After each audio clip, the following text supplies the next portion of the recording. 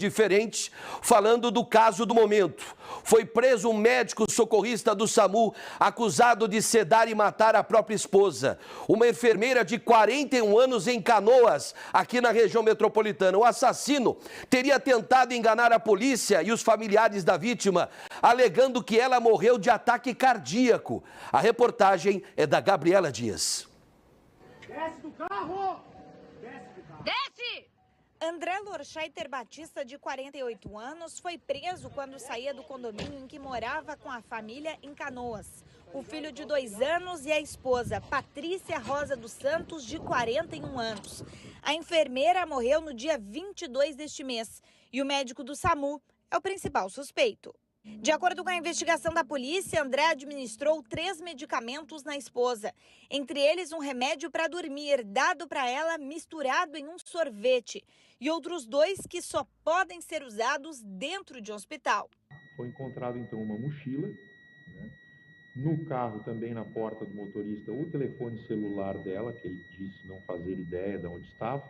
E dentro dessa mochila haviam medicamentos de uso restrito, intra-hospitalar, ao que o perito logo informou. Essa medicação, Sucitrate, é uma medicação para induzir o entubamento. Ele causa parada respiratória e morte se a pessoa não for imediatamente ventilada, né, entubada. Essas medicações, elas estavam em doses exatas para administração em uma pessoa. Dentre as dosagens exatas para administração em uma pessoa. Inclusive uma gase com sangue que, na perícia, se viu que é o DNA da Patrícia. Então, quer dizer, a própria agulha, ampolas, tudo isso na dosagem exata para administração em uma pessoa. Após o crime, o homem teria ido até um posto de combustíveis. Imagens de uma câmera de segurança mostram a tranquilidade em que ele caminha junto a um vizinho na saída do prédio. O médico chamou o SAMU antes das 7 horas da manhã, dizendo que a esposa teve uma parada cardíaca. Os socorristas atestaram a morte. A família de Patrícia foi acionada pelo marido e chamou a polícia porque desconfiou dele. Quando chegaram no local, a funerária já estava lá. Ele, quando questionado se fez manobras cardiorrespiratórias, disse que não.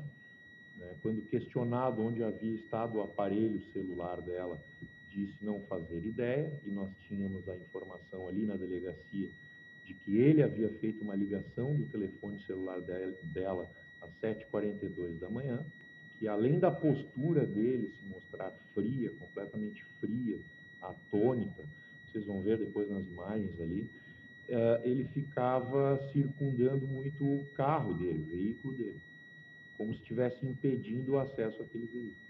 O médico de 48 anos foi preso ontem. A perícia comprovou que os medicamentos achados na mochila que estavam no carro dele são os mesmos encontrados no corpo de Patrícia. Nós recebemos algumas informações nesse sentido, de que preteritamente ele não queria o nascimento do filho e que ele já teria tentado ocasionar um aborto pela administração de 2 abocates, que são materiais médicos também intra-hospitalares, no útero da companheira.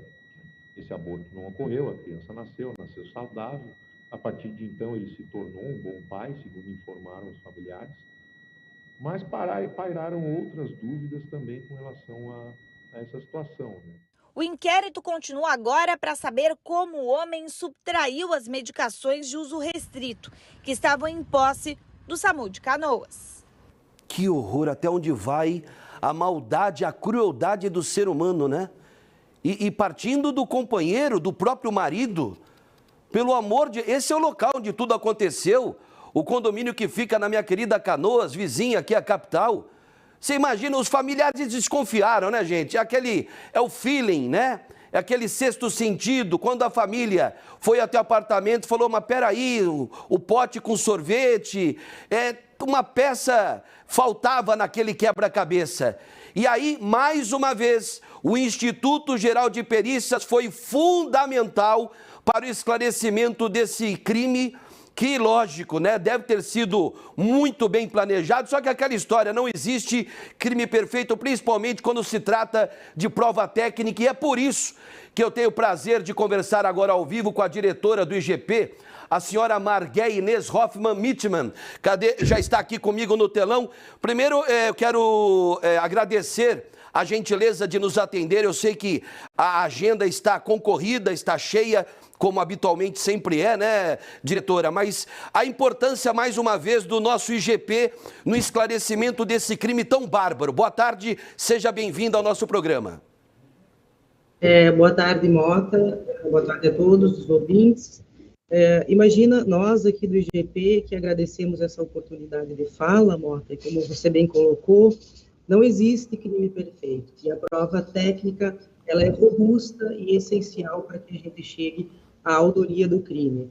Eu queria, primeiramente, ressaltar justamente a importância da perícia nesse caso, porque logo nos primeiros momentos em que o perito estava no local de crime, e de um local, de uma ocorrência, inicialmente parecendo uma ocorrência sem violência, né?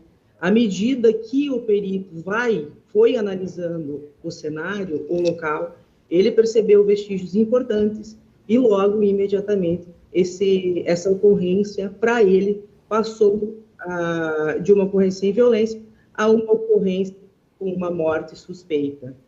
E, a partir daí, os elementos coletados pelo perito criminal já em local traziam para nós informações muito importantes, vestígios muito importantes, que convergiam justamente para essa morte suspeita.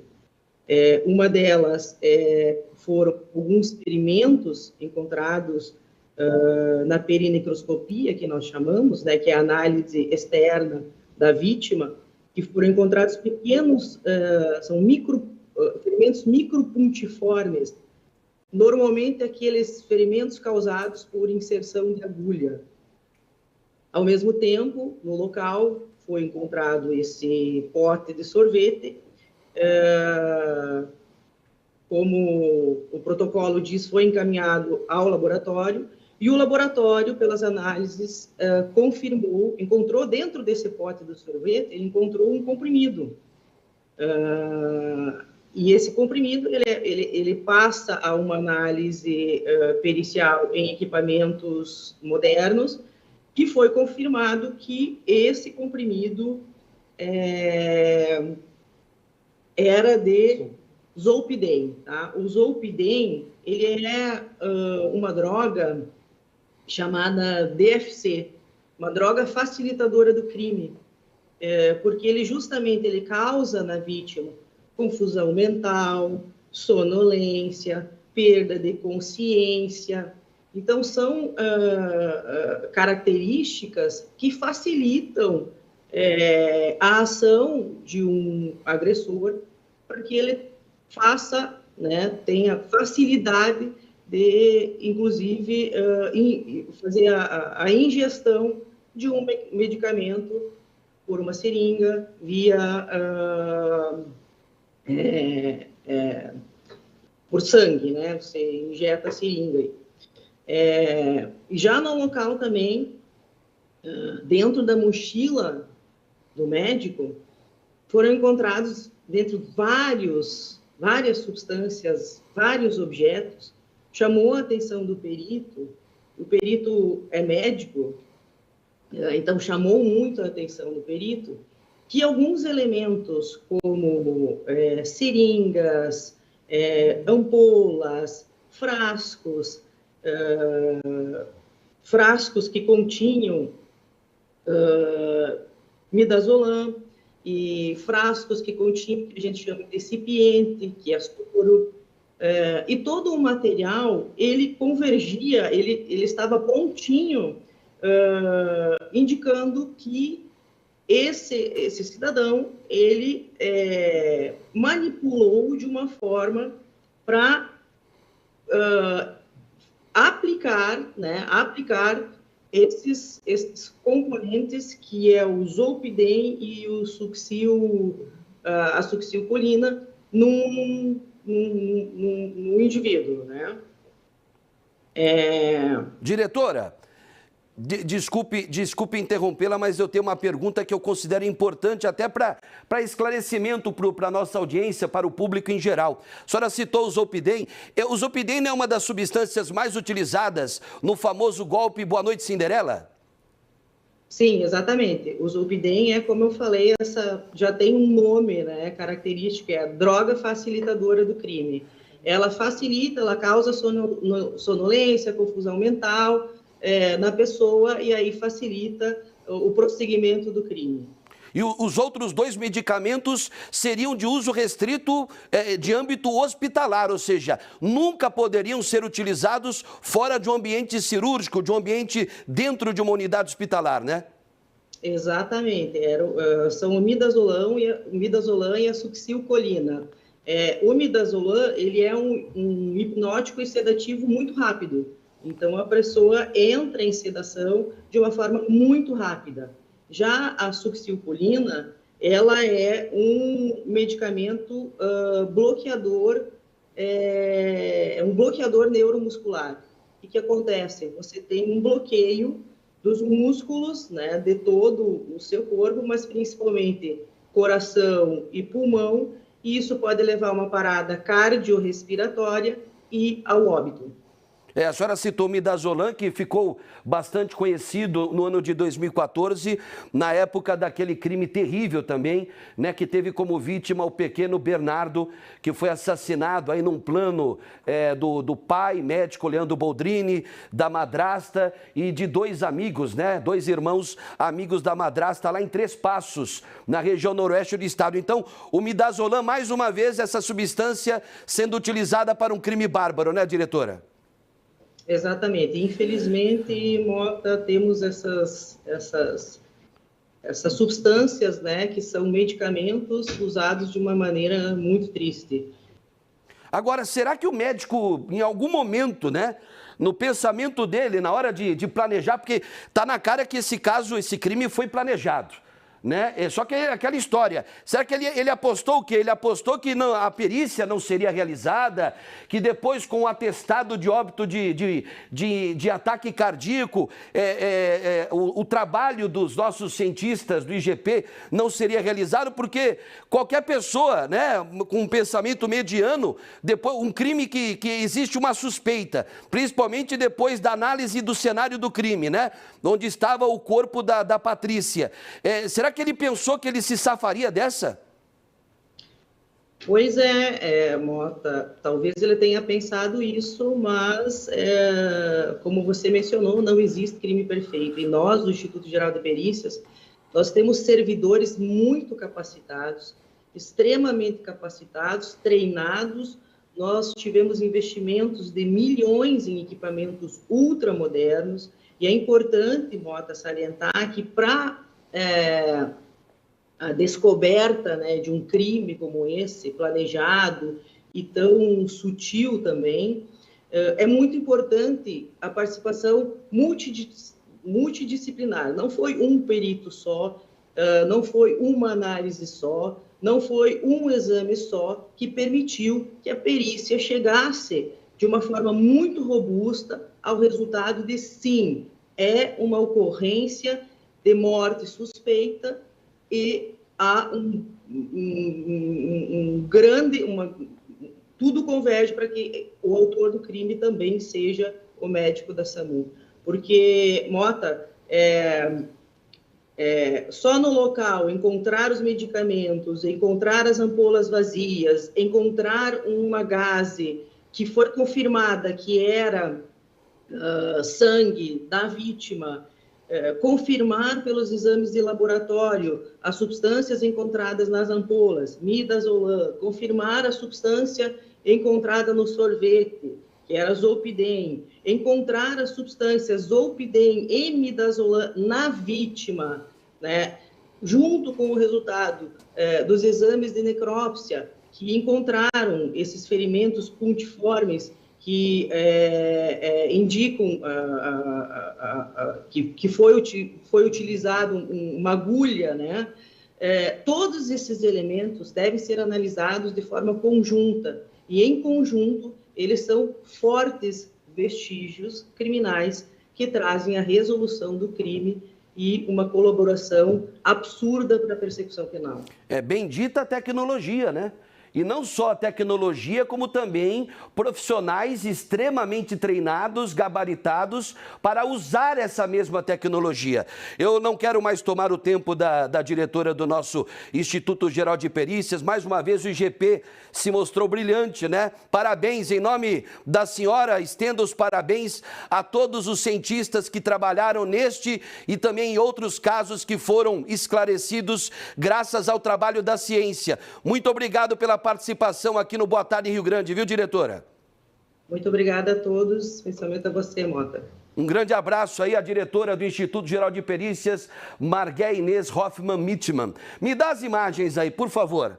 É o que eu falei agora para a diretora Margué, né?